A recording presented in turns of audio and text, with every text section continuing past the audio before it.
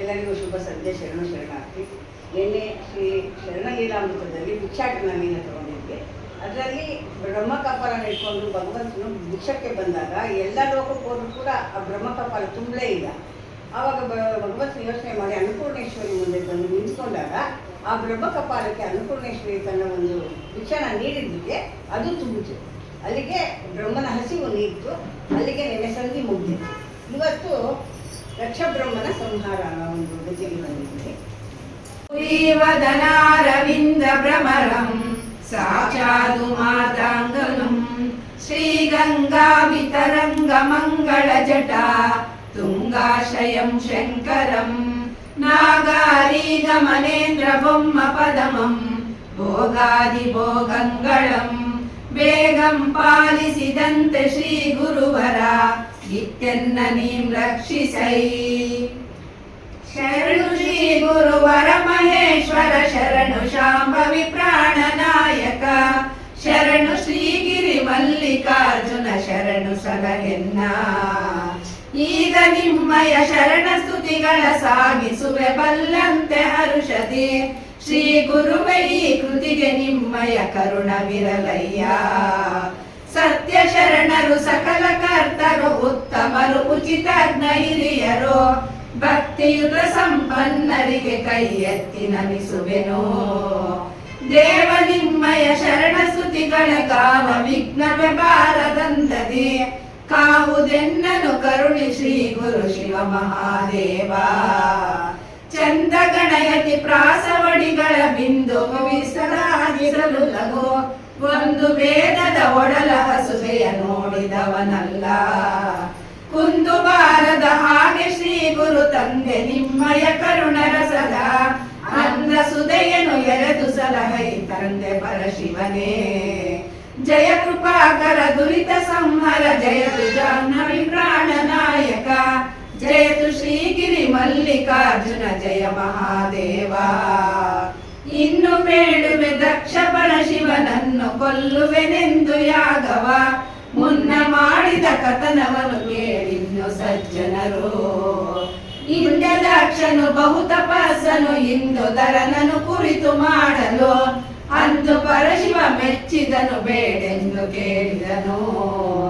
ಇನ್ನು ಕರುಣಿಸು ದೇವ ಸಾಸಿರ ಕನ್ಯೆಯರ ನಾನೀ ಸುರಾಳಿಗೆ ಕನ್ಯಾದಾನವ ಕೊಡುವೆ ಇರುವುದು ಎನ್ನ ಬಯಕೆಯನು ಎಂದ ದಕ್ಷಗೆ ಮನದ ಬಯಕೆಯ ಅಂದು ಪಾಲಿಸಿ ಈಶ ಕೈಲಾಸ ಮಂದಿರಕ್ಕೆ ಚಿತ್ತೈಸೆ ದಕ್ಷನು ಬಂದ ಹರುಷದಲ್ಲಿ. ಅಂದು ದಕ್ಷನು ತನ್ನ ಸುತೆಯರ ಚಂದ್ರ ಕಶ್ಯಪ ಸಕಲ ಸುರರಿಗೆ ಚಂದ್ರದಿಂವಿವಾಹ ಮಾಡಿದನಂದು ಹರುಷದಲ್ಲಿ. ಮತ್ತು ಹರನನ್ನು ಕುರಿತು ಉಗ್ರ ತಪಸ್ಸು ಮಾಡಲು ದಕ್ಷ ಬ್ರಹ್ಮಗೆ ಮೃತ್ಯು ಹರತ ಮೆಚ್ಚಿ ಕೇಳ್ಮನದರ್ತಿ ಬಯಕೆಯೇ.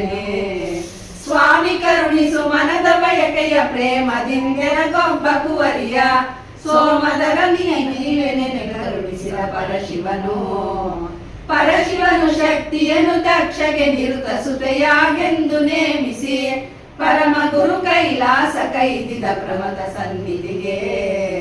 ಪರಮ ಶಕ್ತಿಯು ದಕ್ಷ ಬ್ರಹ್ಮಗೆ ವರಸುತೆಯು ತಾನಾಗೆ ಹರುಷದಿ ಕರೆದ ಪ್ರೀತಿ ಗೌರಿ ಈಶ್ವರಿ ಎಂದು ಹರುಷದಲ್ಲಿ. ಲೋಕ ಸುಂದರಿಯಾದ ಶಿಶುವಿಗನೇಕ ವಿದ್ಯೆಯ ಕಲಿಸಿ ಬಾಲ್ದೊಡಿ ಇಕ್ಕಿ ಸಲಹಿದ ದಕ್ಷ ಗೌರಿ ಅನೇಕ ವೈಭವದಿ. ಇಂದು ಧರಣಿಗೆ ಗೌರಿ ದೇವಿಯ ಅಂದು ನೇಮಿಸಿ ಸಕಲ ವಿಭವದಿ ಚಂದ್ರಧರನನು ಕುರಿತು ತಪವನ್ನು ಮಾಡಿದನು ದಕ್ಷ. ಮಾಡಿದನು ಅತ್ಯುಗ್ರ ತಪವನ್ನು ನೋಡಿದನು ಶಿವ ಮೆಚ್ಚಿ ದಕ್ಷಗೆ ಬೇಡು ನಿನ್ನಯ ಮನದ ಬಯಕೆ ನೀಡುವೆನು ಎಂದ. ಸ್ವಾಮಿ ಅರಿಯಜ ಸಕಲ ಸುರಮುನಿ ಪ್ರೇಮದಿಂದೋಲೈಸುತ್ತ ಆ ಮಹಾಪದವಿಯನ್ನು ಪಾಲಿಸಬೇಕು ಶ್ರೀ ಗುರುವೇ ಎಂದ ಮಾತಿಗೆ ದಕ್ಷವತಿ ಪುರ ಒಂದ ನಿರ್ಮಿಸಿ ಸುಖಮಯರಿಗೆ ಇಂದು ದರತ ನೈದಿದನು ಕೈಲಾಸ ಮಂದಿರಕ್ಕೆ. ಪರಶಿವನ ಪ್ರಾರ್ಥನೆ ಮಾಡಿದ ನಂತರ ಇವರು ಕವಿಗಳು ಎಲ್ಲ ಶರಣರನ್ನ ಸ್ತುತಿಸಿ ಅಗ್ನರು ಹಿರಿಯರು ಅವನ್ನೆಲ್ಲ ಕೇಳಿಕೊಂಡು ಈ ಕಾವ್ಯಕ್ಕೆ ಚಂದ ಗಣ ಯತಿ ಪ್ರಾಸ ಅವೆಲ್ಲ ನಾನು ನೋಡಿರೋ ಬರ್ತಿದ್ದೀನಿ. ಅದೇನೋ ನಾನು ತಪ್ಪಿದ್ದೆ, ನೀವು ನೋಡದೆ ಬರ್ದಿರೋ ತಪ್ಪುಗಳಿದ್ದೆ ನೀವು ಕ್ಷಮಿಸಬೇಕು ಅಂತ ಹೇಳ್ಕೊಂಡು ಇದಕ್ಕೆ ಹೆಂಗೆ ಕುಂದೂಬಾರದಂತೆ ಮುಂದೆ ಕರುಣಾರಸದ ಆನಂದದ ಸುಧೆಯನ್ನು ಹರಿಸಿ ಕಾವ್ಯನ ಪೂರ್ತಿ ಮಾಡ್ಕೊಳ್ಳೋದಕ್ಕೆ ನನಗೆ ಅನುವು ಮಾಡಿಕೊಡ್ಬೇಕು, ನಿಮ್ಮ ಆಶೀರ್ವಾದ ಬೇಕು ಅಂತ ಕೇಳ್ಕೊಳ್ತಾನೆ. ಆಗ ಇದು ಇನ್ನೂ ಕೇಳುವೆ ದಕ್ಷ ಪರಶಿವ. ಆವಾಗ ಇಲ್ಲಿ ಕವಿ ಹೇಳ್ತಾವೆ ಇವನ್ನೆಲ್ಲ ಕೇಳ್ಕೊಂಡಿದ್ದಾದ್ಮೇಲೆ ಇನ್ಮೇಲೆ ದಕ್ಷ ಆ ಪರಶಿವನನ್ನ ಕೊಲ್ತೀನಿ ಅಂತ ಯಾಗ ಮಾಡ್ತಾನೆ ಅನ್ನೋ ಒಂದು ಮುಂದಿನ ಕಥೆಯನ್ನು ಹೇಳ್ತೀನಿ, ಮುಂದೆ ಏನಾಗುತ್ತೆ ಅನ್ನೋದಕ್ಕೆ. ಹಿಂದೆ ದಕ್ಷನು ತುಂಬ ಸಮರ್ಥನು, ಅಷ್ಟದಿಕ್ಪಾಲಕರು ದಕ್ಷ ಅಂದರೆ ಸಮರ್ಥ ಅಂತ ಎಫಿಷಿಯೆಂಟ್ ಅಂತ ಸಮರ್ಥನಾಗಿರ್ಬೇಕಾದ್ರೆ ಅವನು ಇಂದು ಭಗವಂತನ ಕುರಿತು ತಪಸ್ಸು ಮಾಡ್ತಾನಂತೆ. ಆ ತಪಸ್ಸಿಗೆ ಭಕ್ತಪರಾಧಿಯನ್ನು ಭಗವಂತನ ಪ್ರತ್ಯಕ್ಷ ಆಗಿ ಕೇಳಿದಾಗ ನನಗೆ ಎಲ್ಲ ಸುರರಿಗೆ ಮಕ್ಕಳನ್ನು ಕೊಡಬೇಕು, ಹೆಣ್ಮಕ್ಳು ಎಲ್ರಿಗೂ ನನಗೊಂದು 1000 ಹೆಣ್ಮಕ್ಳು ಕರುಣಿಸಿ ಕೊಡು ಅಂತ ಕೇಳಿದ್ರು. ತಥಾಸ್ತು ಅಂತಲ್ಲ, ಅದು ಆಯಿತು. ಅವನು ಆ 1000 ಮಕ್ಕಳಲ್ಲಿ ಯಾರ್ಯಾರು ಕೊಟ್ಟು ಅಂತ ಹೇಳ್ತಾ ಇದ್ದೀನಿ. ಸ್ವಲ್ಪ ಮುಖ್ಯವಾದವ್ರು ಮಾತ್ರ ಹೇಳ್ತಾರೆ. ಚಂದ್ರನಿಗೆ 28 ಜನ, ಅದರಲ್ಲಿ ರೋಹಿಣಿ ಮತ್ತು ಇಬ್ಬರು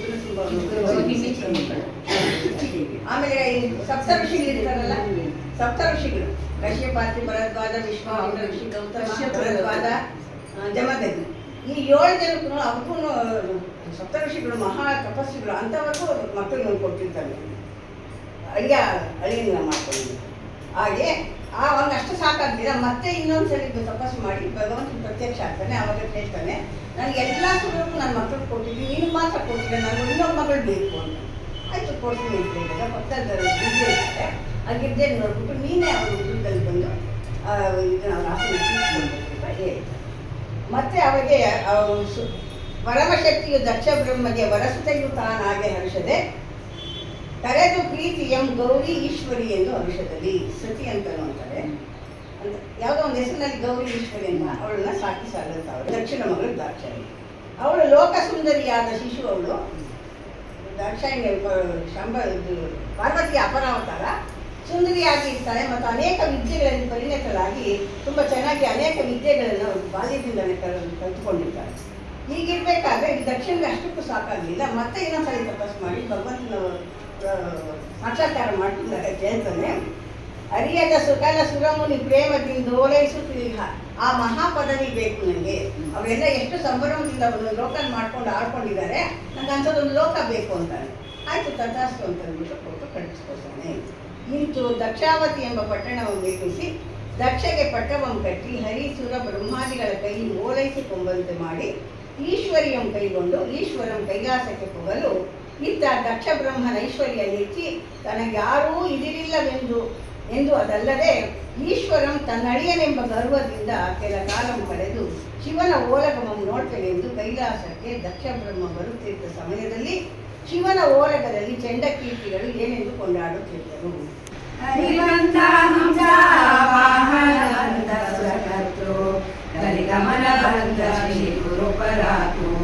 ಪ್ರೀತಿಹೋತ್ರನು ಬಿಟ್ರು ಪತಿಯು ನೈಋತಿ ಬಂದ ಅತ್ತ ವರುಣನು ಮರುತನು ಅತಿಪರಾಕು ಕಿನ್ನರೇಶ ಬಂದ ಈಶಾನ್ಯ ಸುರಮುನಿ ನಿವಹ ಪನ್ನಗೇಂದ್ರ ಪತಿಪರಾಕು ಯಕ್ಷ ರಾಕ್ಷಸ ಪ್ರತ್ಯಕ್ಷ ದಕ್ಷನು ಬಂದ ರಕ್ಷಿಸೈ ಶ್ರೀ ಗುರುವೆ ಮೋಕ್ಷ ನಾಯಕನೇ ಎಂದು ಕೊಂಡಾಡಿ ಚಂಡ ಕೀರ್ತಿಗಳು ಪೊಗಳೆ ಗಂಧರ್ವ ಮುನಿರುಂದ ಮುಂದೆ ಸ್ತುತಿಸೆ ಸ್ಕಂದ ಗಣನಾಥರು ಆನಂದದಿಂದ ಇಂದು ದರ ನಿರ್ಧರ ವಿಕೋಟಿ ತೇಜದಿಂದ. ಶಿವನ ಒಳಗದಲ್ಲಿ ಪರಾಕ ಬೇಡೋರಿರ್ತಾರೆ, ಒಗಳು ಅಂತ ಅದರಲ್ಲಿ ಚಂಡಕೀರ್ತಿಗಳು ಅಂತ ಹೋಗಿರ್ತಾರೆ. ಅವರು ದಕ್ಷ ಬ್ರಹ್ಮನನ್ನ ಇವ್ರು ಹೇಳ್ತಾರೆ, ಅಲ್ಲಿ ಬಂದ ಹಂಸವಾಹನ ಬಂದ, ಇಲ್ಲಿ ಪಿತೃಪತಿಯು ನೈಋತಿ ಬಂದ ಅಂತ ಹೇಳಿದಾಗ ಅಲ್ಲಿ ಸಮಾವೇಶ ಆಗಿದೆ. ಅವರು ಅಷ್ಟದಿಕ್ಪಾಲಕರಲ್ಲ, ಅವರೆಲ್ಲರೂ ಬಂದಿದ್ದಾರೆ ಅಂತ ಚಂಡಕೀರ್ತಿಗಳು ಅನೇಕ ವಿಧವಾಗಿ ಹೊಗಳ್ತಾ ಇದ್ದಾರೆ. ಸ್ಕಂದ ಗಣನಾಥ ರುಮಯರ ಆನಂದದಿಂದ ಸ್ಕಂದ ಷಣ್ಮುಖ ಸ್ವಾಮಿ ಮತ್ತೆ ವಿಘ್ನೇಶ್ವರ ನಂದಿನಿ ಎಲ್ಲರ ಸಮೇತವಾಗಿ ಆನಂದದಿಂದ ರವಿಕೋಟಿ ತೇಜದಿಂದ ಇಂದುಧರನು ಆ ಓಲಗವನ್ನು ಒಪ್ಪಿಕೊಂಡಿರ್ತಾನೆ. ಆ ವೇಳೆಯಲ್ಲಿ ದಕ್ಷ ಬ್ರಹ್ಮನು ವಾಹನ ಸಹಿತನಾಗಿ ಇಳಿಯದೆ ಸಭಾಸ್ಥಾನಕ್ಕೆ ಬರಲು ಪರಶಿವ ಮೂರ್ತಿಯು ಆ ದಕ್ಷನ ಗರ್ಭವನ್ನು ತಿಳಿದು ಮೌನವಾಗಿದೆ. ಶಿವನಿಗಿರಾಗಿ ನಿಂತಿದ್ದ ದಕ್ಷನನ್ನು ಯಾರೂ ಸಡ್ಡೆ ಮಾಡದೆ ಸುಮ್ಮನಿರಲು ದಕ್ಷನು ಖಿನ್ನನಾಗಿ ತನ್ನಳು ತಾನೇ ಏನೆನ್ನುತ್ತಿದ್ದನು. ನಿನ್ನನ್ನು ನೋಡ ಬಂದೆನೆನ್ನಲು ನೋಡಿ ಬಂದು ಕುಳ್ಳಿರು ಕ್ಷೇಮವೆಂಬ ಮಾತಿಲ್ಲ. ಬಾರಯ್ಯ ಮಾವನಿ ಮಾರಾರು ಬಂದಿರಿ ಊರ ಕಡೆ ಕ್ಷೇಮವೆಂದೆಂಬ ಮಾತಿಲ್ಲ. ಮತ್ತೆನ್ನ ಮಾವ ಬಾ ಅತ್ಯಂತ ಹಿರಿಯ ಬಾ ಇತ್ತ ಬಾ ಕುಳಿರಿರೆನೆ ಮುತ್ತು ಹೋಗುತ್ತಿರವೇ. ತಿರಿತಿಂಬ ಜಂಗಮನ ಕರೆದು ಮಗಳನ್ನು ಕೊಟ್ಟು ಕಿರಿದಾದೆ ನಾ ದೇವ ಹಿರಿಯ ಸಭೆಯೊಳಗೆ. ಹರಿಯ ಜಲಸುರರೊಳಗೆ ಹಿರಿದು ಮಾಡದೆ ಎನ್ನ ಬರಿಗಂಟು ಘನ ಮಾಡಿ ಸರಕುಗೊಳ್ಳಲಿಲ್ಲ. ಇವಗೇಕೆ ಇಷ್ಟು ನಾತವೆ ಯಜ್ಞವನ್ನು ಮಾಡಿ ಶಿವನ ಕೊಂದಾದು ಶಿವಲೋಕವಾಡುವೆನೋ ಎಂದು ಹರಿಯ ಜಸುರರ ಹಿಂದಿಟ್ಟು ತಿರುಗಿತ ಬಂದ ದಕ್ಷಾವತಿಯ ಮಂದಿರಕ್ಕೆ ಬೇಗ. ದಕ್ಷಿಣಕ್ಕೂ ಬಂತು ಇವನು ಬಂದಂಗೆ ಬ್ರಹ್ಮನಿಗೆ ಬಂದಂತೆ ಇವನಿಗೂ ಅಲಂಕಾರ ಬಂದಿದೆ. ಯಾಕೆ ಅಂದರೆ ಶಿವನೇ ಅಳಿನಾಗ್ಬಿಟ್ಟಿದ್ದಾನೆ ನನಗೆ, ಅಷ್ಟು ಸದ್ರ ಆಗೋಯ್ತು. ಶಿವನೇ ಅಳಿನಾಗಿರೋರು 3 ಲೋಕಕ್ಕೆ ಒಡೆಯನಾದಂಥ ಭಗವಂತನ ಅಳಿನಾಗವನೆ. ಈ ನಾನು ಯಾಕೆ ಸಾಟಿ ಇಲ್ಲ ಅನ್ನೋ ಒಂದು ಅಹಂಕಾರ ಭಾವದಲ್ಲಿ ಹಂಸವಾಹನ ತಗೊಂಡು ಸಭೆಗೆ ಇದ್ರ ಸಹಿತ ಬಂದ್ಬಿಟ್ಟು ನನಗೆ ಒಳಗಡೆಗೆ ಹೊರಗಡೆ ಬರ್ಬೇಕಾದ್ರೆ ಒಂದು ವಿನಯ ವಿಧೇಯತೆ, ಒಂದು ನಡವಳಿಕೆ ಇರ್ತಿತ್ತು. ಆ ರೀತಿ ಬಂದಾಗ ಎಲ್ರಿಗೂ ಗೊತ್ತಾಯ್ತು ಏನೋ ಮಾಡ್ಕೊಂಡು ಬಂದಿಲ್ಲ ಅಂತ. ಬಂದಾಗ ಯಾರು ಮಾತಾಡ್ತಾರೆ ಅವ್ರನ್ನ, ಯಾರು ಅಲ್ಲಿದ್ದವರು ಕೂಡ ಇದು ಮಾತಾಡ್ತಾರೆ. ಅವನಿಗೆ ನಾನು ನೋಡ್ತಾನೆ ಎಲ್ಲರೂ ನನ್ನ ಬಂದ ತಕ್ಷಣ ಹಂಗೋಲೈಸ್ತಾನೆ ಹಿಂಗೋಲೈಸ್ತಾನೆ ಅಂತ ಅಂದ್ಕೊಂಡಿದ್ದ. ಅದಕ್ಕೆ ವ್ಯತಿರಿಕ್ತವಾಗಿ ಆದಾಗ ಮನಸ್ಸು ಒಂದು ಇದು ಆಯಿತು, ಖೇದ ಆಯಿತು. ಮತ್ತು ಅದನ್ನು ಈ ಊರ ಕಡೆ ಕ್ಷೇಮವೆಂಬ ಮಾತಿಲ್ಲ. ಈಗ ಅದು ಬಂದಿದ್ದೀರಾ ಊರ ಕಡೆ ಎಲ್ಲ ಕ್ಷೇಮವಾಗಿದ್ದಾರ, ಉಪಯೋಗಿಸಿರೋಪರಿ ಸಾಂಪ್ರದಾಯ ಅವನೇನು ಕೇಳಲೇ ಇಲ್ಲ ಅವನು. ಮತ್ತೆ ನೀನು ಹಿರೀನಪ್ಪ ನೀನು ಬಾ ಕೂತ್ಕೋ ಇಲ್ಲಿ ಅಂತ ಅವ್ರು ಹೇಳಿದ್ರೆ ಅವ್ರ ಮಾತೇನು ಹೋಗ್ತಾ ಇತ್ತ ಬಾಯಲ್ಲಿ, ಅದು ಕೂಡ ಮಾತಾಡಲಿಲ್ಲ. ಹರಿಯ ಜಲಸುರರೊಳಗೆ ಎಲ್ಲರೂ ಬಂದಿದ್ರು, ಹಿರಿಗೂ ಮಾಡದೆ ಎಲ್ಲ ಅಂತ ಬಂದವ್ರ ಮುಂದೆ ನನ್ನನ್ನು ದೊಡ್ಡಸ್ಕೆ ಕೊಟ್ಟು ನನಗೊಂದು ಮನ್ನಣೆ ಕೊಡಲಿಲ್ಲ ಅಂತ. ಅದಕ್ಕೆ ಏನಾನ ಮಾಡಿ ಇವಾಗ ಏಕೆ ಇಷ್ಟು ತವೆ ಯಜ್ಞವನ್ನು ಮಾಡಿ ಇಂಥ ಅವಮಾನ ನನಗಾಗಿದೆ, ಅದಕ್ಕೆ ಶಿವನಲ್ಲಿ ನಾನು ದೇಶ ತೀರಿಸ್ಕೋಬೇಕು, ಒಂದು ಯಜ್ಞ ಮಾಡ್ತೀನಿ, ದೊಡ್ಡ ಯಜ್ಞ ಮಾಡಿ ಅದರಲ್ಲಿ ಒಂದು ಅವಮಾನ ಮಾಡಬೇಕು ಅಂತ ಅಂದ್ಬಿಟ್ಟು ಮನಸ್ಸಿನಲ್ಲಿ ಅಂದ್ಕೊಂಡು ಬಂದ ದಕ್ಷಾವತಿಯ ಮಂದಿರಕ್ಕೆ ಬೇಗ. ಆ ದಕ್ಷ ಬ್ರಹ್ಮನ ತನ್ನ ಪಟ್ಟಣಕ್ಕೆ ಬಂದು ಹರಿಸುರ ಬ್ರಹ್ಮಾದಿಗಳನ್ನು ತನ್ನ ವಶ ಮಾಡಿಕೊಂಡು ಶಿವನ ಕೊಲ್ಲುವುದನೆಂದು ಯಜ್ಞವನ್ನು ರಚಿಸುತ್ತಿದ್ದಾರೆ ಅಂತಾರೆ. ಏನು ಯಾವ ರೀತಿ ಯಜ್ಞನ ರಚಿಸುತ್ತಾ ಇದ್ದಾನಂತೆ, ಯಾವ ಮನಸ್ಸಿನಲ್ಲಿ ಏನಿದೆ ಕಾಮನೆ ಅಭಿಪ್ರಾಯ ಇಲ್ಲ, ಒಂಥರ ಇದಿದೆ ಶಿವನ ಮೇಲೆ ಅವಮಾನ ಮಾಡಬೇಕು ಅನ್ನೋದು. ಅದಕ್ಕೆ ತಕ್ಕಂತೆ ಅವನು ಎಲ್ಲ ಕಡೆಗೂ ಪ್ರಚಾರ ಮಾಡ್ತಾವನು. ಯಜ್ಞ ಮಾಡ್ಬೇಕು, ನಾನು ದೊಡ್ಡ ಯಜ್ಞ ಮಾಡ್ತೀನಿ ಬನ್ನಿ ಅಂತ ಮಾಡಿಕೊಂಡು ಮುನಿಯವರಿಂದ ಎಲ್ಲನೂ ಕೂಡ್ಕೊಂಡು ಅವ್ರಿಗೆಲ್ಲ ಹೇಳ್ತಾನೆ. ಅವ್ರನ್ನೆಲ್ಲ ತರಿಸ್ಬಿಟ್ಟು ನಾನು ಎಲ್ಲ ಹಿರಿಯರು ಹೇಳ್ತಾ ಇದ್ದಾನೆ, ನೋಡು ನನ್ನನ್ನು ಎಷ್ಟು ಅವಮಾನ ಮಾಡಿದ್ದಾರೆ, ಅದಕ್ಕೆ ನಾನು ತಿಳಿಸ್ಕೋಬೇಕು ನನ್ನ ಮನದಾಳದಲ್ಲಿರೋ ದೇಶನ. ಅದಕ್ಕೆ ನೀವೆಲ್ಲರೂ ನನಗೆ ಸಹಾಯ ಆಗ್ತದೆ, ಯಜ್ಞಕ್ಕೆ ಬಂದು ಎಲ್ಲ ನಡೆಸ್ಕೊಡ್ಬೇಕು ಅಂತ ಅಂದಾಗ ಯಾರ್ಯಾರು ಬರ್ತಾರೆ ಅಂತಂದರೆ ಮಂಡಲೇಶ್ವರ ಮಕುಟವರ್ಧನ ದಂಡುಗೂರ್ತ ಹೋಮದ ಕುಂಡವನ್ನು ಮಾಡಿದರು ಭೂಮಿ ಬುದ್ಧಂಡವಾಗಿ. ಅವನು ದಕ್ಷಾವತಿ ಪಟ್ಟಣಕ್ಕೆ ದೊಡ್ಡ ಮುಖಂಡನು ಅಂಥವ ಯತ್ನ ಮಾಡ್ತಾನೆ ಅಂದಾಗ ಅವ್ರ ಸಹಚರರಿಗೆ ಏನು ಮಾಡಬೇಕು, ದೊಡ್ಡದಾಗಿ ಅವನಿಗೆ ಸಹಾಯಕವಾಗಿ ದೊಡ್ಡ ಯಜ್ಞಕುಂಡನ ನಿರ್ಮಿಸ್ತಾರಂತೆ.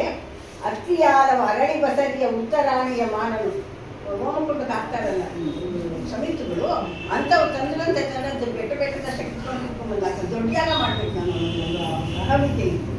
ಆಮೇಲೆ ಇದು ಕ್ಷೀರಾಕೃತ ಮಧು ಗದಿಯು ಸಕ್ಕರೆ 6 ಸಕ್ಕರೆ ಅಭಿಷೇಕಕ್ಕೆ ಬೇಕಾದ ಅವರು ಮತ್ತು ಅಂತ ಅಂದ್ಕೊಂಡಂತೆ.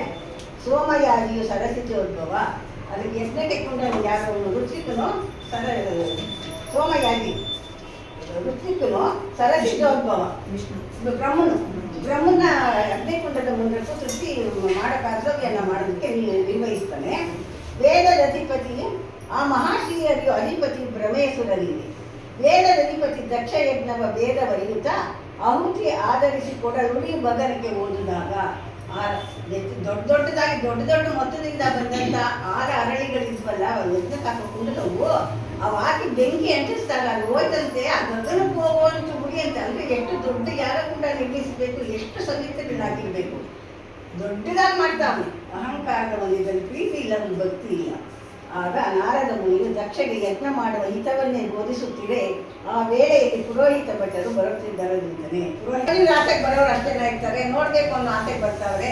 ಯಜ್ಞ ದೊಡ್ಡ ಯಜ್ಞ ಮಾಡ್ತಾನೆ, ಅದು ಪ್ರಪಂಚಕ್ಕೆ ಅಚ್ಚರಿಯಾದ ಯಜ್ಞ, ಅದೆಂಥದ್ದು ಮಾಡ್ತಾರಪ್ಪ ಅಂತ ನಾವು ಹೋಗ್ಬೇಕು, ನೀವು ಹೋಗ್ಬೇಕು ಅಂತ ಎಲ್ಲರೂ ದಂಡು ಬಂದು ಎಲ್ಲರೂ ಬಂದು ಸೇರ್ತಾವ್ರೆ. ಮಾಧವ ನಾರಾಯಣ ಹರಿಯಂದಂ ವೇದವಿನಾರದಲ್ಲಿದ್ದೆಂದಂ ಆದಕ್ಷ ನಡತಿ ಕೌತುಕದಿಂದಂ ಸಾಧಿಸು ಈಶನ ಸಕವೇನೆಂದಂ. ಹರಿನಾರಾಯಣ ಅರಸಾಗಿರಲು ಸುರಪತಿ ದಿಕ್ಪಾಲರು ನಿನಗಿರಲು ಉರುತರ ಭೈರವರ ಶಶಿರಲು ಸಂಹರಿಸುವುದೊಳ್ಳಿತು ಪುರಹರನೆಂದಂ. ಶ್ರೀಹರಿಕೇಶವ ಯಜ್ಞಕ್ಕೆ ಕರ್ತಂ ಆ ಮಹದಕ್ಷನು ಬಹಳ ಸಮರ್ಥಂ. ಶ್ರೀಹರ ತಾನಿನ್ನೇತಕ್ಕೆ ವ್ಯರ್ಥಂ ಓ ಕೈಲಾಸವು ನಿರರ್ಥಂ. ನಾರದ ಪೇಳುತ ಬೋರನೆ ಪೋದನು ಸಾರಿದ ಶಿವನೋ ಲಗ ಸನ್ನಿಧಿಗಂ.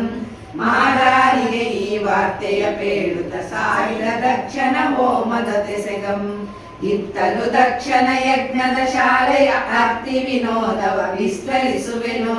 ಸುತ್ತಲು ಸುರಮನೆ ಪುರೋಹಿತ ಭಟ್ಟರು ಮೊದಲ ಬಗೆಯನ್ನು ಬಣ್ಣಿಸಿ ಪೇಳ್ವಂ. ಶೇಷಂ ಭಟ್ಟರು ಕೇಶಂ ಭಟ್ಟರು ಭೂಸುರ ಕುಲಗಳು ಬೇಗನೆ ಬನ್ನಿ.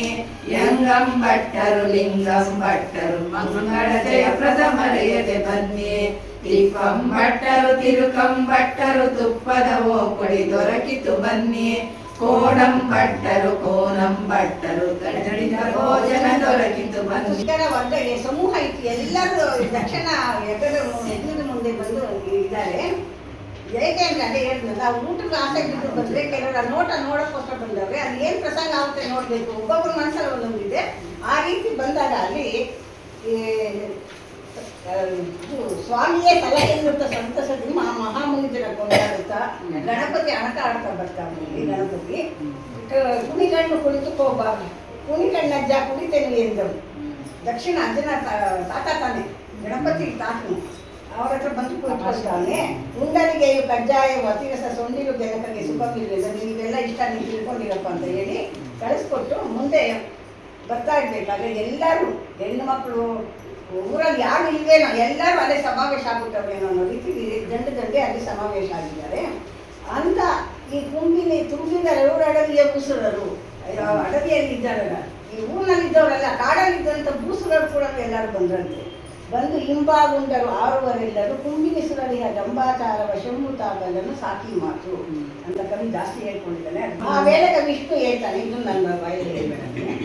ಸಾರಿ ಬಂದರು ನಮ್ಮ ಸಮ್ಮುಖಕ್ಕೆ ಈಗ ಬಾಳಲು ದದೀಚಿಯು ಬರು ಸಮರವಂತ ಯಾರಾದರೂ ಹೋಗಿ ಎಬ್ಬಿಸಿದ್ದಾನೆ. ವಿಷ್ಣು ಬರ್ತಾನೆ, ಎಲ್ಲ ನೋಡ್ತಾನೆ, ಎಲ್ಲ ಸಮಾವೇಶದಲ್ಲಿ ಎಲ್ಲರೂ ವಿಷ್ಣುವಿಲ್ಲ. ಅವ್ರ ಗಮನಕ್ಕೆ ಬಂತು ದದೀಚಿ ಅನ್ನೋ ಮಹರ್ಷಿ ತಪಸ್ವಿ ಅವನು. ಆ ದದೀಚಿ ಅಂದ ತಕ್ಷಣ ಏನ್ ನಕ್ಕ ಬರ್ತಾನೆ, ವಿಷ್ಣು ಸಂಹಾರ ಮಾಡ್ಬೇಕಾಗಿರುತ್ತೆ ರಾಕ್ಷಸನ. ವಜ್ರಾಯುಧನಾಗುತ್ತೆ, ನಮ್ಮ ಬೆನ್ಮೂಳೆ ಕೂಡ ವಜ್ರಾಯುಧ ಇರೋದು. ಆ ಒಂದು ವಜ್ರಾಯುಧದ ಒಂದು ಶಕ್ತಿನ ಕೊಟ್ಟು ಅವನು ಪ್ರಾಣ ಬಿಡ್ತೀವಿ. ಶಿವನ ಮಹಾನ್ ಭಕ್ತ, ಶಿವನ ಇಲ್ಲದೆ ಇದ್ದ ಸ್ಥಳಕ್ಕೆ ಅವ್ನು ಹೋಗಲ್ಲ, ಮಹಾನ್ ಭಕ್ತ. ಅದಕ್ಕೆ ದದೀಚಿ ಇಲ್ಲದೆ ನೋಡಿ ಅವ್ನಿಗೆ ಒಂಥರ ಇದಾಗ್ಬಿಡ್ತಿದ್ದೆ, ಏನಪ್ಪ ಇಲ್ಲಿ ಬಂದಿಲ್ಲ, ಇದೇನಾಗುತ್ತೋ ಏನೋ ಒಂದು ಇದರಲ್ಲಿ. ಅವರು ಸೇವಕರನ್ನೆಲ್ಲ ಕರೆದು ಮುನಿವರನ್ನ ಕರ್ಕೊಂಡು ಹೋಗಿ ಅಂತ ಅಂದ್ಬಿಟ್ಟು ಕಳಿಸ್ಕೊಡ್ತಾರೆ. ದಕ್ಷಿಣ ಯಾಗವ ಮಾಡ್ತಾವನೆ ಬಂದು ಎಲ್ಲರೂ ದೇವಗಣ ಎಲ್ಲರ ಸ್ತೋಮವಾಗಿ ಕುಳಿತುಕೊಂಡಿದ್ದಾರೆ. ಆವಾಗ ಯಾರ್ಯಾರು ಬಂದವ್ರೆ ಯಜ್ಞ ಶಾಲೆಯಲ್ಲಿ ಮಾರಾರಿ ಬಂದನೆ ಮಾದದಲ್ಲಿ ಬೇಡಿ ಅಂತ ವಿಷ್ಣು ಸುತ್ತು ನೋಡಿ ಗೊತ್ತಾಗಿಲ್ಲ. ಆ ಸಭೆಯಲ್ಲಿ ನೋಡ್ತಾರೆ, ದದೀಚಿ ಕಾಣಿಸ್ತಾ ಇಲ್ಲ. ಆವಾಗ ಎಲ್ಲನ ಸಂಖ್ಯೆಯಲ್ಲಿ ನಾನು ಇವರೆಲ್ಲ ಒಂದ್ ಕಡೆ ಇದ್ದಾನೆ ಅಂತ ತುಂಬಾ ಗಮನಿಸಿ ಹೇಳ್ತಾನು, ನೋಡ್ತಾನು ಗೊತ್ತಾಗ್ಲಿಲ್ಲ. ಆಮೇಲೆ ಅವ್ರು ಹೇಳ್ತಾನು ಎಲ್ಲರ ಮಾತಿಗೆ ಆರಾರು ಬಂದರು ಯಜ್ಞ ಶಾಲೆಯಡೆಗೆ ಮಾರಾರಿ ಬಂದನೆ ಮಾಜದಲ್ಲಿ ಬೇಡಿ ಎಂದ ಮಾತಿಗೆ ಸ್ವಾಮಿ ಎಲ್ಲರೂ ಆಹಾರೆ ಬಂದು ನೋಡಿರಿ ಬೇಗ ಬಹಳ ಮಾತೇನು. ಇವರು ಪ್ರತ್ಯೇಕ ಒಬ್ಬೊಬ್ಬರಿಗೆ ಪ್ರತಿಯಾಗಿ ಮಾತಿನ ವಿಷಯ ಇರಲಿಲ್ಲ. ಇಂತಿಂಥವ್ರು ಬಂದವ್ರೆ ಅಂತ ಹೇಳಿಲ್ಲ, ಎಲ್ಲರೂ ಬಂದವ್ರೆ ಅಂದಾಗ ಅವನೇನು ಅನ್ಕೊಂಡ್ಬಿಟ್ಟಾರೆ, ಎಲ್ಲ ದದೀಚಿನೂ ಬಂದಿದ್ದಾನೆ ಅನ್ಕೊಂಡ್ಬಿಟ್ಟು.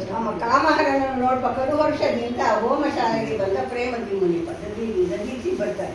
ಕರ್ಕೊಂಡ್ಬಂದು ಬಂದವನೇ ಎಲ್ಲರೂ ಅಲ್ಲ, ಅವ್ರು ಬರ್ತಾರೆ. ಬಂದು ಅವನು ಯಜ್ಞದ ಶಾಲೆಗೆ ನೋಡ್ತಾನೆ, ಸ್ವಾಮಿ ಬಂದಿಲ್ಲ. ಅವನಿದ್ರೆ ಯಜ್ಞ ಸಮರ್ಪಕವಾದ ರೀತಿಯಲ್ಲಿ ಅದು ನಡೆಯೋದಿಲ್ಲ. ಅದಕ್ಕೆ ಕರ್ತೃವೇ ಭಗವಂತನು ಅಂಥದ್ದೆಲ್ಲ ಕರ್ತೃವೇ ಇಲ್ಲದೆ ಇದ್ದಾಗ ಯಜ್ಞ ಹೇಗೆ ನಡೀತೈತಿ, ಇನ್ನೇನಪ್ಪ ಮಾಡ್ತಾನೆ, ಮನಸ್ಸಲ್ಲಿ ಏನೋ ಇಟ್ಕೊಂಡಿದ್ದಾನೆ ಅನ್ನೋಂತ ಗೊತ್ತಾಗ್ಬಿಟ್ಟು ಮಾರಹಾರನೆಂದು ಮಾಡಿದ್ದೀರಿ ನೀವು, ನನ್ನ ಸುಳ್ಳು ಹೇಳಿದ್ದೀರಾ. ಇಂದುದರನಿಲ್ಲದ ಯಜ್ಞಶಾಲೆಗಳು ಪಾಪ ಬಂದ್ಬಿಟ್ಟು ಏನಂತಂದ್ರೆ ಒಂದೇ ದೋಷವು ಎಂದು ಉಗ್ರನಿ ನುಡಿದ. ಬಾರದ ಯಜ್ಞ ಆಡಾಗಲಿ ಹರೇಂದ್ರ ದಕ್ಷಿಣ ತಲೆಯುಂ ಕೋಳುಗಳಲ್ಲೀಶ ನಿಮ್ಮಯ ನಾಲಿಗೆ ನಾಸಿಕವನೆಂದು ಶಪಿಸಿದ ಮುನಿಪಂ. ಭಗವಂತನ ಬರ್ದೇ ಇರೋ ಯಜ್ಞ ನಡೆಯೋದಕ್ಕೆ ಸಾಧ್ಯ ಇಲ್ಲ ಅಂತ ನೀನು ಯಾಗ ಮಾಡ್ತಾ ಇದ್ದೆ. ಅವ್ನ ಕರೆ ಕಳಿಸಿ ಅವ್ರಿಗೆ ಆಗಮನಿಸ್ಕೊಂಡು ಮಾಡ್ತಾ ಇರೋದಕ್ಕೋಸ್ಕರ ಅರಿಯಜೇಂದ್ರ ದಕ್ಷಿಣ ತಲೆಯು ಕೋಡು ಹೋಗಲಿ ಈಶ ನಿಮ್ಮಯ್ಯ ನಾಲಿಗೆ ನಾಸಿಕವನೆಂದು ಶಪಿಸಿದ ಒಂದು ರೀತಿ ಅವರಿಗೆ ಶಾಪ ಕೊಟ್ಕೊಡ್ತಾನೆ. ನೀವು ಮಾಡ್ತಾ ಇರೋ ಯಜ್ಞ ನಾಶ ಆಗುತ್ತೆ, ಅವ್ರಿಗೆ ಬೇಕಾಗಿಲ್ಲ ಅಂತ ಹೇಳ್ಬಿಟ್ಟು ಹೇಳಿ ಈ ರೀತಿಯಲ್ಲಿ ದಧೀಚಿ ಮುನಿಯು ಯಜ್ಞಶಾಲೆಗೆ ಶಾಪವನ್ನು ಕೊಟ್ಟು ಹೋಗಲು ಅತ್ತ ಕೈಲಾಸದಲ್ಲಿ ಈ ದಕ್ಷಿಣ ಹೋಮವಾರ್ತೆಯನ್ನು ದೇವಿಯನ್ನು ಕೇಳಿ ಪುಷ್ಪರಥಾರೂಢರಾಗಿ ನಂದೀಶ್ವರನನ್ನು ಹಿಂದಿಟ್ಟುಕೊಂಡು ದಕ್ಷಿಣ ಯಜ್ಞಶಾಲೆಗೆ ಬಂದರದಂತನೆ. ತಂದೆ ಹೋಮವನೋಡೆನೆಂದು ಪುಷ್ಪಕವೇರಿ ನಂದೀಶನೊಡಗೊಂಡು ಬಂದಳ ದೇವಿ. ಬಂದು ದಕ್ಷನ ಬಳಿಯ ನಿಂದಳಾಕ್ಷಣ ದೇವಿ ಬಂದು ಕುಳ್ಳಿರು ಮಗಳೇ ಎಂಬ ಮಾತಿಲ್ಲ. ಇತ್ತ ಬಂದರೆ ಮುಖವ ಅತ್ತ ತಿರುಗಿಸಿ ಕೊಂಬ, ಅತ್ತ ಬಂದರೆ ಮುಖವ ಇತ್ತ ತಿರುಗುವನು. ಏತಕ್ಕಿಲ್ಲಿಗೆ ಬಂದೆ ಏನು ನಿನಗುದ್ಯೋಗ, ಸಾಕು ನಿಂದಿರಬೇಡ ಸಾರು ನೀ ಕಡೆಗೆ. ಎಂದಿಗಾದರೂ ಶಿವನ ಅಳಿಯನೆನ್ನಲಿ ಬಹುದೇ ಕುಂದು ಮಾಡಿದ ನೆನ್ನ ಕೂಡಿದೋಲಗದಿ. ಹಿರಿಯನೆನು ತಲಿ ಬಂದೆ ಸುರಮುನಿಯ ಸಭೆಯೊಳಗೆ ಸರಕುಗೊಳ್ಳದೆ ಎನ್ನ ಕಿರಿದು ಮಾಡಿದನು. ಕೊರಳಿಗೆಲುವನು ಹಾಕಿ ತಿರಿದುಂಬ ಜಂಗಮನ ಹಿರಿದ ಮಾಡಿದುದೀಗ ಕಿರಿದೆನ್ನ ಬುದ್ಧಿ. ಮಂದಮತಿಹೀನನನು ಅಮಂಗಲದ ಗೊರವನನು ಕೊಂದು ಹಾಕುವೆ ಹೋಗು ಒಂದೆ ನಿನ್ನವನ. ಹಿರಿಯರಲ್ಲಿ ಸುಮ್ಮನೆಯೇ ಹೋಗು ನೀನಿಲ್ಲಿ ಇರಬೇಡವೆಂದು ಅಬ್ಬರಿಸಿ ಗದರಿದನು. ಅಳಿಯನಳು ಪಗೆಯಾಗಿ ಅಡುಗಿನಂಟುಗಳುಂಟೆ ಗಳಿಗನೇ ಹೋಗು ಇರಬೇಡವೆಂದ. ಇಲ್ಲಿ ಕೈಲಾಸದಲ್ಲಿದ್ದಂಥ ಉಮೆ ಇರ್ತಾರಲ್ಲ ಅವರಿಗೆ ಈ ವಿಷಯ ಯಜ್ಞ ಮಾಡೋ ವಿಷಯ ಗೊತ್ತಿಲ್ಲ. ಅದು ಗೊತ್ತಾಗ್ತೈತೆ. ಗೊತ್ತಾದಾಗ ಎಲ್ಲರೂ ಕಳಿಸಿಲ್ಲ. ಆದರೂ ನನ್ನ ತಾಯಿ ಮನೆಗೆ ಹೋಗಿರೋ ಕರೀದೇ ಹೋದ್ರು ಕೂಡ ನನಗೆ ಬೆಲೆ ಇರ್ತಿದ್ದೆ. ನಾನು ಹೋಗ್ತೀನಿ ಅಂತ ಭಗವಂತನ ಕೇಳ್ತಾರೆ, ಬೇಡ ಅಂತೀನಿ ಎಷ್ಟು ಸಮಾಧಾನ ಹೇಳ್ತಾರೆ. ಆದರೂ ಕೇಳಲ್ಲ. ಆದರೂ ನಿನ್ನ ಇಷ್ಟ ಹೋಗು ನೀವು ಅಂತ ಕಳಿಸ್ಕೊಟ್ಟಾಗ ಅವ್ನು ನಂದಿನ ಕರೆದುಕೊಂಡು ಗಣಪತಿನ ಅವನ್ನೆಲ್ಲ ಕರ್ಕೊಂಡು ಇಲ್ಲಿ ಎದ್ದುಕೊಂಡಿಗೆ ತಂದೆ ಓಮವ ನೋಡ್ಪನೆಂದು ಪುಷ್ಪಕವೇರಿ ಪುಷ್ಪಕವನ್ನು ಕುಳಿಕೊಂಡು ನಂದೀಶನೊಳಗೊಂಡು ಬಂದಳು ದೇವಿ. ದಕ್ಷಿಣ ಬಳಿ ನಿಂತ್ಕೊಂಡ್ಳು. ದಕ್ಷಿಣ ಬಳಿ ಶಾಲೆಗೆ ಬಂದು ನಿಂತ್ಕೊಂಡ್ಳು. ಬಂದು ನಿಂತ್ಕೊಂಡ್ರೆ ಎದುರಿಗೆ ಮಗಳು ಬಂದಿದ್ದಾಳೆ ಅಂತ ಸಂತೋಷನೂ ಇಲ್ಲ, ಅವ್ರ ಮಾತಿಲ್ಲ. ನಿನ್ನ ಬಾಮ್ಮ ಕೂತ್ಕೊಂಡು ಬಂದ ಕ್ಷೇಮ ಸಮಾಚಾರ ಏನೂ ಇಲ್ಲ. ಮುಖನ ಅರ್ಥ ತಿರುಗಿಸ್ಕೊಂಡು ಕೋಪದಲ್ಲಿ ಇರ್ತಾನೆ. ನಿಮ್ಗೆ ಯಾರು ಕರೆದವ್ರಿಗೆ, ನಿಮ್ಗೆ ಏನಕ್ಕೆ ಬಂದೆ, ನಿಮ್ಗೇನು ಕೆಲಸ ಇದೆ, ನೀನು ಎಂದಿಗಾದರೂ ಶಿವನ ಅಳಿಯನೆನ್ನಲಿ ಬಹುದೇ. ನನ್ನ ಶಿವನ ಯಾರು ನನಗೆ ಕೊಟ್ಟರು ಅಳಿಯೇ ಇರ್ಬೋದು, ನನ್ನ ಶಿವನು ನನ್ನ ಅಳಿಯ ಅಂತ ನಾನು ಹೇಳ್ಕೊಳ್ಳೋಕ್ಕೆ ನನಗೆ ಒಂಥರ ಮುಜುಗ. ಅಂಥದ್ರಲ್ಲಿ ನಾನು ಈ ವರ್ಗದಲ್ಲಿ ಬಂದು ನನಗೆ ಅವಮಾನ ಮಾಡ್ತಾ ಇದ್ದೆ. ನೀವು ಮೊದಲು ವರ್ಗ ಇಲ್ಲಿಂದ ಅಂದ್ಬಿಟ್ಟು ಅವಳು ಒಂದು ತುಚ್ಛವಾಗಿ ಮಾತಾಡ್ತಾ ಇದ್ದೆ. ಅವಳು ಆ ಮಾತನ್ನು ಕೇಳಿದಂಥ ಪಾರ್ವತಿಗೆ ಯಾರೇ ಆಗಲಿ ಲೌಕಿಕದಲ್ಲಿ ವರ್ಷ ಯಾರನ್ನ ಬೇರೆ ಬಂದಿದೆ ನಮ್ಮ ಮಾತನ್ನು ನಾವು ಸಹಿಸಲ್ಲ. ಹಾಗೆ ದೇವಿಗೆ ಕೋಪ ಬಂದಿದೆ. ಆಗ ಮಂದಮತಿ ಹೀನನನ್ನು ಅಮಂಗಲದ ಗೊರವನನ್ನು ಕೊಂದು ಹಾಕುವೆ ಹೋಗು ಒಂದೇ ನಿನ್ನವನ. ಅವನು ಮಂದಮತಿ ಶಿವನು ಅಂತ ಅಮಂಗಲದ ಗೊರವನು ಅಂಥವನಿಗೆ ಮಗಳನ್ನು ಕೊಡೋದು ಅವನ ಗೌರವ ಅನ್ನೋದು ಗೊತ್ತಿರಲಿಲ್ಲ. ಈ ಅಹಂಕಾರ ಬಂದಾಗ ಅವನ ಅಮೂಲಾಗ್ರವಾಗಿ ಅವನ ತಿರಸ್ಕರಿಸುವ ಮಾತುಗಳನ್ನ ಹೇಳ್ತಾ ಇದ್ದಾನೆ. ಹಿರಿಯತನದಲ್ಲಿ ಸುಮ್ಮನೆಯೇ ಹೋಗು ಇರಬೇಡ ಎಂದು ಅಬ್ಬರಿಸಿ ಗದರಿಸ್ತಾ ಇದ್ದಾನೆ. ಅಳಿಯನೋಳು ಬಗೆಯಾಗಿ ಅಡಗಿ ನಂಟುಗಳುಂಟೆ ಗಳಿರನೇ ಹೋಗಿ ಇಲ್ಲಿರಬೇಡವಿಲ್ಲ. ನನಗೆ ಅಳಿತನೂ ಬೇಡ, ನನಗೆ ಏನು ಬೇಕಾಗಿಲ್ಲ, ಮೊದಲು ಇಲ್ಲಿಲ್ಲ ಜಾಗ ಖಾಲಿ ಮಾಡ್ಕೊಂಡು ಹೋಗಿ ಮಗನ ಅನೇಕ ವಿಧವಾಗಿ ಜರಿದು ಮಾತಾಡ್ತಾ ಇರಬೇಕಾದ್ರೆ ಆ ದಕ್ಷಿಣೆಯಿಂದ ಮಾತಿಗೆ ದೇವಿಯು ಉಗ್ರ ಕೋಪದಿಂದ ಏನೆನ್ನುತ್ತಿದ್ದಳು. ಸಿಡಿಲಂತೆ ಗೋಪಾದಿ ಕಿಡಿಕಿಡಿ ಮಾಸಾಗುತ್ತ ಕಡುದ್ರೋಹಿ ಶಿವ ನಿಂದೆ ನುಡಿಯಲಿಕೆ ಬಹುದೇ. ಹರಹರ ಏನು ತೆರಳು ಕರದಿ ಕರ್ಣವ ಮುಚ್ಚಿ ಮೊರೆದು ಗರ್ಜಿಸಿ ಶಾಪ ಒರೆದಿತ್ತ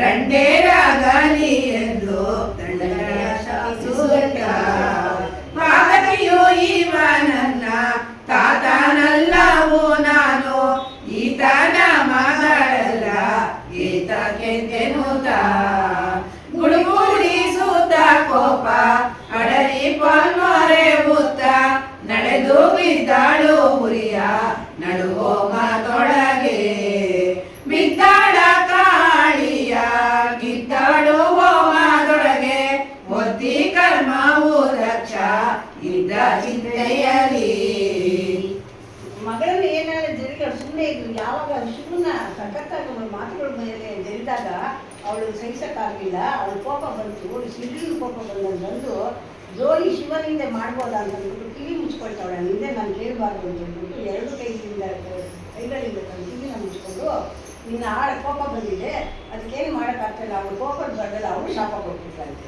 ಹಾಳಾಗಲಿ ನಿನ್ನ ಯಜ್ಞ ನಿಂತಲೇ ಹೋಗಿ ಹೋಮದಲ್ಲಿ ಬಿದ್ದು ಇದು ಯಜ್ಞ ನಿರ್ವಿಘ್ನವಾಗಿ ನಡೆದೋದಲ್ಲ, ಅದು ಕುಂಠಿತವಾಗಿ ನೀನು ಪಾತಕಿ ನನ್ನ ತಾತನಲ್ಲವು, ನಾನು ಈತನ ಮಗಳೆಲ್ಲ ಏಕೈತಕ್ಕೆ ಅಂತ ನಾನು ನಿನ್ನ ಮಗಳು ಅಲ್ಲ, ನಾನು ಬೇಕಾಗಿಲ್ಲ ಅಂತ ಅಂದ್ಬಿಟ್ಟು ಅವಳು ಕೋಪದ ಒಂದು ಅಲ್ಲು ಮುಸಿತಾಗ ಅಲ್ಲು ಕಚ್ಚಿ ಕೋಪನ ಪ್ರದರ್ಶನ ಮಾಡ್ತಾವಳೆ. ಆವಾಗ ನಡ್ಕೊಂಡು ಹೋಗಿ ಯಜ್ಞಶಾಲೆ ಅದರಲ್ಲಿ ಧುಮುಕ್ಬಿಡ್ತಾಳೆ. ನಡು ಹೋಮದಲ್ಲಿ ನಡೆದು ಬಿದ್ದಳು ಉರಿಯ ನಡು ಹೋಮದೊಳಗೆ, ಸುತ್ತಮುತ್ತಲೆಲ್ಲ ಮಧ್ಯದಲ್ಲಿ ಉರಿ ಜಾಸ್ತಿ ಇರ್ತಲ್ಲ ಅಲ್ಲೇ ಬಿದ್ದಳ ಕಾಳಿಯ ಬಿದ್ದವಳು ಹೋಮದೊಳಗೆ ಒತ್ತಿ ಕರ್ಮವು ದಕ್ಷನಿಂದ ಚಿಂತೆಯಿದೆ. ದಕ್ಷನಿಗೆ ನೋಡ್ತಾವನೆ ದಕ್ಷ ಈ ಥರ ಆಗುತ್ತೆ ಅಂತ ಅವನು ಅನ್ಕೊಂಡಿರ್ಲಿಲ್ಲ. ಯಾವಾಗ ಕಾಳಿ ದೇವಿ ಬಿದ್ದಲೋ ಅಲ್ಲಿ ಅವಳಿಗೆ ಇದು ತನ್ನ ರೌದ್ರಾವತಾರದ ಒಂದು ಮುಖ ಇದು ಎಲ್ಲ ಕಾಳಿ ಆಗ್ಬಿಡ್ತಾಳೆ. ದೇಶನೆಲ್ಲ ಕೆದ್ದುಕೊಂಡು ಮುಖ ಒಂದು ಕೆಂಪಾಗಿ ಕಣ್ಣು ಕೆಂಪಡಗಿ ಧೂಳಿ ಬೆಂಕಿಯ ಕಿಡಿಗೆಲ್ಲ ಉಗ್ಬಿಡ್ತಾ ಇದೆ ಅನ್ನೋ ರೀತಿ ನೋಡಿದವ್ರಿಗೆ ಭಯ ಆಗ್ತಾ ಇದೆಯಂತೆ. ಆವಾಗ ದಕ್ಷಿಣ ಚಿಂತೆ ಒಳಗಿರ್ತಾನೆ. ಆ ಸಮಯದಲ್ಲಿ ನಂದೀಶ್ವರನು ಕೈಲಾಸಕ್ಕೆ ಬಂದು ದೇವಿಯನ್ನು ಹೋಮಗಿದ್ದ ವಾರ್ತೆಯು ಪರಶಿವನಿಗೆ ಹೇಳಲು, ಇದೆಲ್ಲ ಕಥೆ ಸ್ವಲ್ಪ ಎದುರು ಗೊತ್ತಿದ್ದು ದಕ್ಷಿಣದಲ್ಲಿ. ಪರಶಿವನ್ ಕೋಪಾರೂಢನಾಗಿ ತನ್ನ ನೊಸಲ ಬೆವರನ್ನು ತೆಗೆದು ನೆಲಕ್ಕಿಡೆ ವೀರೇಶ್ವರಂ ಹುಟ್ಟಿದನೆಂದನೆ. ಆವಾಗ ಅದು ಈ ವಾರ್ತೆನ ಬಂದು ಶಿವನಿಗೆ ಹೇಳ್ತಾರೆ, ಹೋಗಿದ್ದಂತ ಶಿವನಿಗೆ. ಆವಾಗ ಅವನು ಕೋಪ ಬರುತ್ತೆ. ಕೋಪ ಬಂದಾಗ ತನ್ನ ಕೋಪ ಬಂದಂಥ ದೇವರನ್ನ ತೆಗೆದು ಹಾಕುತ್ತಾನಂತೆ. ಆವಾಗ ವೀರಭದ್ರೇಶ್ವರ ಸೃಷ್ಟಿ ಆಗುತ್ತೆ. ಆ ವೀರೇಶ್ವರನು ಹುಟ್ಟಿದ. ನಂದೀಶ್ವರನ ನುಡಿಯ ಕೇಳುತ್ತಲೇ ಕಿಡಿಕಿಡಿಯ ಮಸಗುತ್ತ ಕಡುಕೋಪದಿಂದ ಕಡುದ್ರೋಹಿ ದಕ್ಷನಂ ಕಡಿತವನ ತಲೆಯ ಸುಡುವೆವೋ ಮೊದಲಿಟ್ಟು ಸುರರು ಕೋಟಿಗಳ ತಡಬಡನುಂಬಂತೆ ತಲ್ಲಣವಗೊಳಿಸಿ ಕಡಿಸದಲೆ ಬಿಡುವೆನೆ ಕೇಳು ನಂದೀಶ ಎಂದು ತನ್ನಯನು ನಿಂದಿರುವ ಬೆವರ ಅಂದು ರಾತ್ರಿಗೆ ಇಡಲು ಅಖಿಲ ಸುರವೈರಿ ಚಂದ್ರಜೂಟನ ಕೊಲ್ವ ಚೆಲ್ವ ಕಾಂತಿಯಲಿ ಅಂದು ಹುಟ್ಟಿದ ವೀರನತಿ ಉಗ್ರದಿಂದ ಒಡವಿ ಇಬ್ಬಗೆಯಾಗಿ ಒಡೆದು ನಿಂತಂತೆ ಸಿಡಿಲ ಬಳಗವು ಕೂಡಿ ಗಡಬಡಿಸುವಂತೆ ಹಿಡಿದು ಬ್ರಹ್ಮಾಂಡವನ್ನು ಇಸಿರಿ ಬಿಡುವಂತೆ ಕಡುಬೀಕರದ ರೂಪ ಕಣ್ಗೆ ಚೊಂಪಿಸಲು ಜಡಿದು 32 ದಿವ್ಯ ಆಯುಧವ ಕೊಡುಕೊಳೆಸನೆಂದು ಕೋಪವೆಗ್ಗಳಿಸೆ ಗಿರಿಗುಂಡು ಉರುಳಿದವು ಶರದಿ ಕುದಿಗೊಂಡು ಬರದಿ ನಕ್ಷತ್ರಗಳು ಬಿರಬಿರನೆ ಉದುರೆ ಮೃಡನ ಪಾದಕ್ಕೆ ಎರಗಿ ಮುದದಿ ಕೇಳಿದನು ತಡಬೇಕೆ ವೈರಿಗಳ ತೋರು ತನಗೆನುತ ಒಡನೆ ಹರಳಿದಲ್ಲಿ ರುದ್ರವೀರೇಶ. ಭಗವಂತನ ಸಾತ್ವಿಕ ಕಡೆಯಿಂದ ರೌದ್ರವಾದ ಕಡೆಯಿಂದ ಹುಟ್ಟಿರೋ ವೀರಭದ್ರನು, ಅವನು ರೌದ್ರಾವತಾರನು. ಹೇಳ್ತಾ ಇದ್ದೇವೆ ಎಷ್ಟು ವರ್ಣಿಸಿದ್ದಾನೆ ಅಂತ. ನಂದೀಶ್ವರನು ಹೇಳಿದ ತಕ್ಷಣ ಕಡುದ್ರೋಹಿ ದಕ್ಷಿಣ ಕಡಿತವನ ತಲೆಗೆ ತುಳಿದು ಹೋಮದಲ್ಲಿಟ್ಟು ಸುರರ ಕೋಟಿ ಸುರರ ದಕ್ಷಿಣ ಜೊತೆಗಿದ್ದಂಥವ್ರನ್ನೆಲ್ಲ ನಾನು ಇದು ಮಾಡ್ತೀನಿ ಅಂತ ಅಂದ್ಬಿಟ್ಟು ಅವನು ನಾನು ಯಾಕೆ ಹುಟ್ಟಿಸ್ತೆ ಇವಾಗ ನನ್ನ ಕೆಲಸ ಏನು ಅಂತ ವೀರಭದ್ರ ಸ್ವಾಮಿ ತಂದೆ ಆದಂಥ ಭಗವಂತನ ಕೇಳ್ತಾರೆ.